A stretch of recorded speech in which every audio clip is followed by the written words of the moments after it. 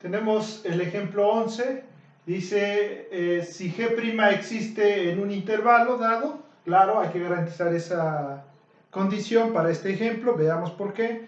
Dice, y f de x está definida como x cuadrada por g de x.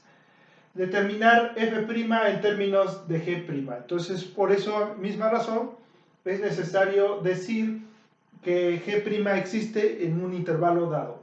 ¿De acuerdo?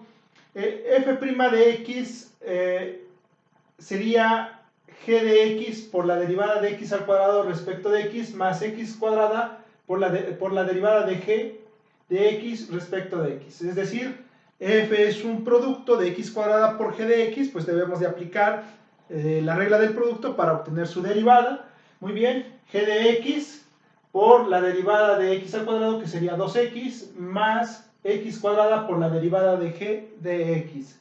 Bueno, simplificando, ordenando términos, entonces tenemos que la derivada de f de x en términos de g va a ser 2x por g de x más x cuadrada por g' de x, es decir, la derivada de g de x. Luego tenemos un segundo ejemplo para este caso, nuevamente, h de x es definido como g de x entre 1 más la exponencial de x. Determinar h' en términos de g'. Es decir, que dado que h está definida como un cociente de g sobre 1 más la exponencial de x, entonces debemos de aplicar la regla del cociente rápidamente.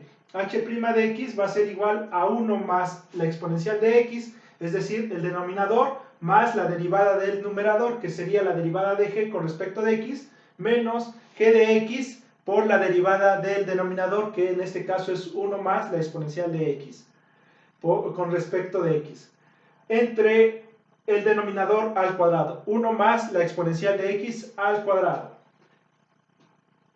Por lo tanto, tendremos que la derivada de h con respecto de x sería 1 más la exponencial de x por g', es decir, la derivada de g' de x menos g de x por la exponencial de x. Es decir, el denominador tiene como derivada solamente a la exponencial de x porque la derivada de 1 es justamente 0. Entre 1 más la exponencial de x al cuadrado. Se pueden hacer simplificaciones para tener una expresión de la derivada más sencilla, así en el caso también de f. Muchas gracias, hasta aquí quedan estos ejemplos. Eso es todo.